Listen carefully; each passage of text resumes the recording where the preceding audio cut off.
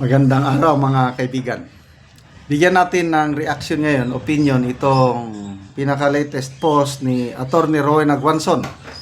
Tungkol ito sa biglaang pagsalita ni Governor Chavit Singson kahapon. Sabi niya, bihira lumabas si Chavit para magsalita dahil hanggat maari ay kaibigan niya lahat. Pero kapag nagsalita ang tao na yan, dahil may isang salita, tapos ka na. So, no more solid north. At malakas si Chavit sa tao at business sector, kaya makikinig ang mga to dahil sa taas ng respeto sa kanya. Naalala nyo siya nung i-expose niya waiting scandal ni then President Erap? Anong nangyari pagkatapos? Sana may staff si Martin na pumiyok sa mga anomalya niya at ilabas na lahat. At kung may tao si BBM na expose ang paggamit niya ng coke, endgame na ito. Ayun. Nakikita na ni Attorney Guanzon ang mga senaryo. Darating na ang endgame. O kung sa chess pa, checkmate. The end is near. And now the end is near, and so I face the final curtain. My friend, I'll say it clear. I'll state my case, of which I'm certain. Napakanta tayo tuloy. I live a life that's full. I traveled it in every highway, and more, much more than this, you did it your way. So, nalalapit na ba ang endgame? Ano ang posibilidad na magkatotoo itong mga nakikita ni Attorney Guanzon? Unahin natin si Martin. Staff. Not necessary staff. Maybe isang kongresista maglabas ng resibo, ebidensya. So is it possible? In this world, everything is possible. So, nakakatulog pa ba siya ng mahimbing ngayon? With all this protest, kaliwat kanan, at saka yung nangyari sa Indonesia and Nepal, nakitang-kita, sinusunog ng mga galit na tao ang mga bahay, niraransak ang bahay ng mga politiko, sinusunog ang mga parliament buildings doon. So, there's nothing permanent in this world talaga. Kung minsan, ang buhay, gulong ng palad. Pakanta tuloy tayo. Kung minsan ang bundukso ng buhay mo, pagdurusan ito'y walang hanggan. Huwag kang manimdim, ang buhay ay gulong ng palad. Gulong ng palad.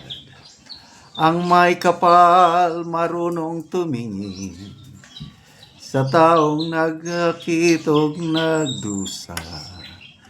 Bawat isang gabi ay mayroong isang umaga. Isang umaga, gulong ng palad. Ang buhay ay gulong ng palad, ang hantungan ay kapalaran kung minsa'y nasa ilalim. Gulong ng palad ang buhay ay gulong ng palad ang hantungan ay kapalaran kung minsa'y nasa ibabaw.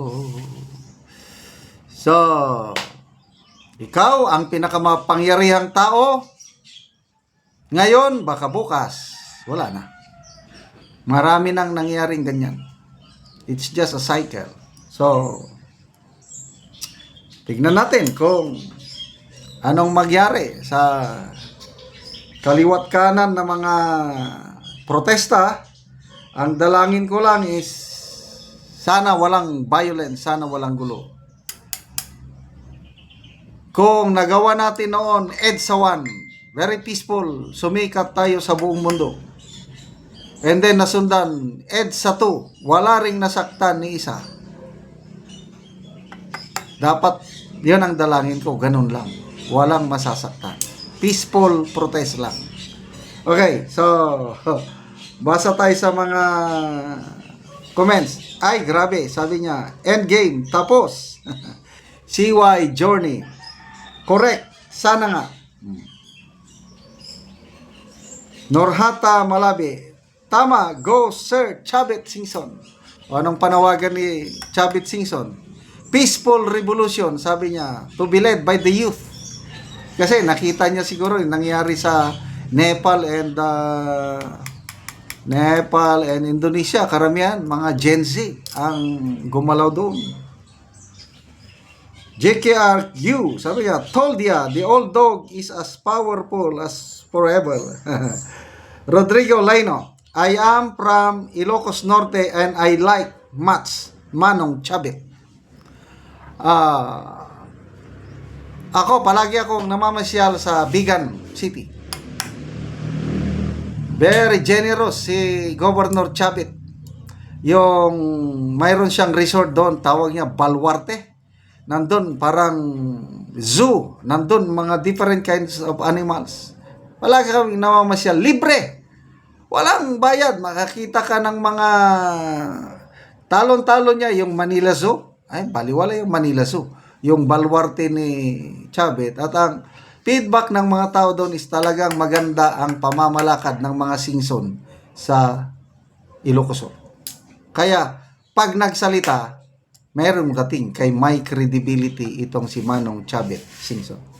Okay, salamat mga kaibigan sa inyong pagsubaybay, mga kaibigan sa ating channel.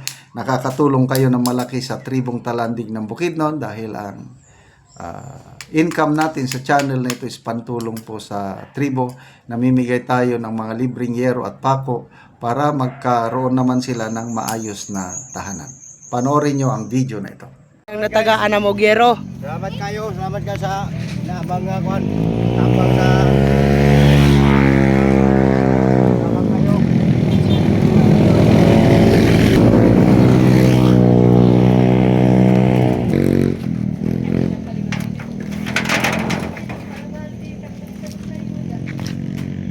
O karon mo na ni ang balay ni Kuya nga dugay na daw ni nga iyang atop, so dagko na gid kaayo ang bulsot, so muna ni ang iyang balay sinatagaan na mo og yero, so daghan gid kaayo nga buslot.